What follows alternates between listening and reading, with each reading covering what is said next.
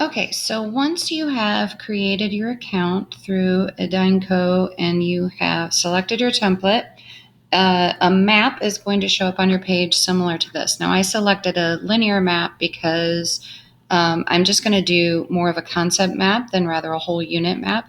So this is just going to show you how to kind of map out one topic that you would cover. So first of all, you can see I'm going to do order of operations. I teach English, so I do not have all of the documents that I'm going to put in here, but I'll show you an example of how to insert a document and things as we go along. So just kind of bear with me on that. So the first thing I notice is that these numbers are in sequential order, but my first topic node there is numbered number 1. And I really want my number 1 to be my first step in order of operations. So in order to change that, I'm going to click on the number 2, which is going to highlight that node. And then you can see that a toolbar comes up here, and off to one side there is a scroll down menu with numbers. If I just scroll up to the number 1 and click on that, it's not only going to change this to number 1, but it's going to reorder the rest of my nodes. So if you look back here, now order of operations is number 2.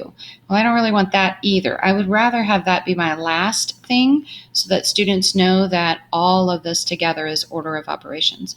So I'm going to go over here and I am going to change this to node number 8 because that is the last node that I have here. And when I do that, everything else reorders for me. So now I have 1, 2, 3, 4, 5, and so on. Okay, so my first order of operation is going to be parentheses. So notice I clicked on this node to highlight it, but I want to make that title bigger so that I can see it when I type. So I'm going to double click in that title, and it's going to bring it up and give me a cursor. So now I'm going to type in parentheses. And you'll notice that it's kind of all mixed up there. So I want it to be all on one line. So I'm going to click on the box with the arrow in it, and I'm just going to drag it until it's big enough. Now you notice when it wasn't big enough to fit in that white oval, there was a exclamation mark down there.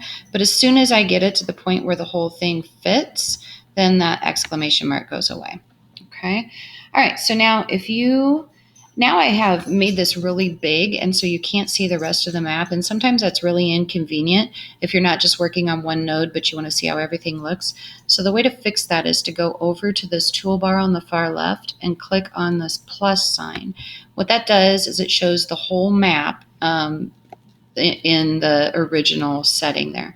And you can see that my node is a different size now, but all of the other nodes have been pushed back automatically to allow room for that, which is kind of nice because then you don't have to go and move all the arrows and move all the ovals and everything over. And that gets especially handy when you are linking a bunch of stuff into a node.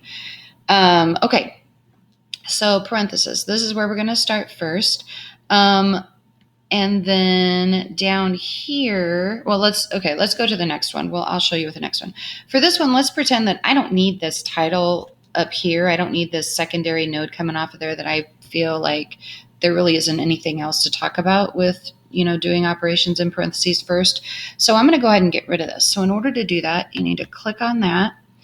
And then up in this toolbar at the top, there is an X. If you click on that X, it's going to ask you, do you want to delete this node? That's really important because once you start linking documents and videos and website links and everything into a node, if you delete it accidentally, all of that stuff is gone. So it will always give you this alert, and then you just need to click on OK when you're sure you really want to delete that. And then it goes away. So my next step then is going to be exponents. So I'm going to double click on that to make it big again, and I'm going to type in exponents. Oops, exponent. It's hard to see that with it written like that. Okay, and then I'm going to resize it again by dragging that square with the rectangle. You can see it all fits in there again. Okay, now for this one, I do want a node off of that because I know some students are going to need some review on what exponents are and then how to use them. So the first thing I'm going to do here is I want to put some instructions down here. I want to put the definition of exponents to give them at least that much information in case they just need the definition. So I have actually copied the definition from online, and I'm just pasting it down there. So now I have the definition below it so that they can see what exponents really are. But I also think that they may need a video explaining this. So I'm going to add another node onto this. So if I highlight the exponents node and I come up to this toolbar at the top, you'll notice that there is a plus sign. So if I click on this plus sign, it's going to give me another arrow, and it's going to ask me where I want to put that secondary node. So I want to put it just right above it. So I'm going to click on it there. Now you'll notice that the color is the same as the color of the node below there, and I want it to be a shade lighter. So I'm going to change that. The same toolbar is up at the top, but if you see there's a red box with a dot in the middle, that tells you what color you currently have.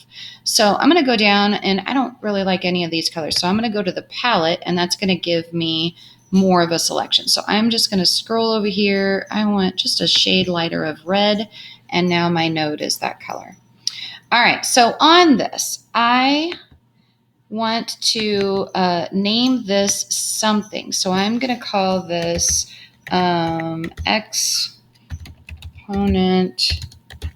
review. Okay, and then I'm going to resize that. And you'll notice I kind of covered up my box underneath there, but you can also, I have to click off of it first. You can also click on that and then drag it up, and it will enlarge the outside bubble and then also reveal this underneath there.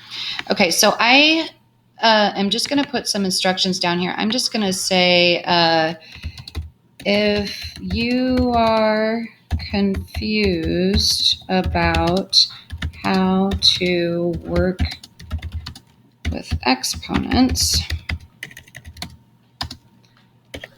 do these activities. Okay, so now I have some directions there for my students. Now I got to give them some activities to work on. So you'll notice that when I just have this highlighted, the toolbar at the top changes. This is just a text toolbar where I can change my font, I can change the size of the font and all those things. But I want to get that node toolbar back because that's how I'm going to attach things. I just noticed that that is number 8 there. I don't know how that worked. Oh, we got to make this number 8. So I'm just going to fix that real quick because I don't want that to be my step 8. Okay, so this will actually be step 3. Because I want them to do those activities. And then, yep, I think that puts everything in order.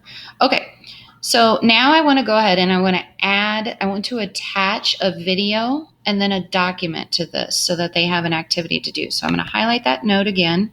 I'm going to go up here and I'm going to click on the paper clip, the universal symbol for attach.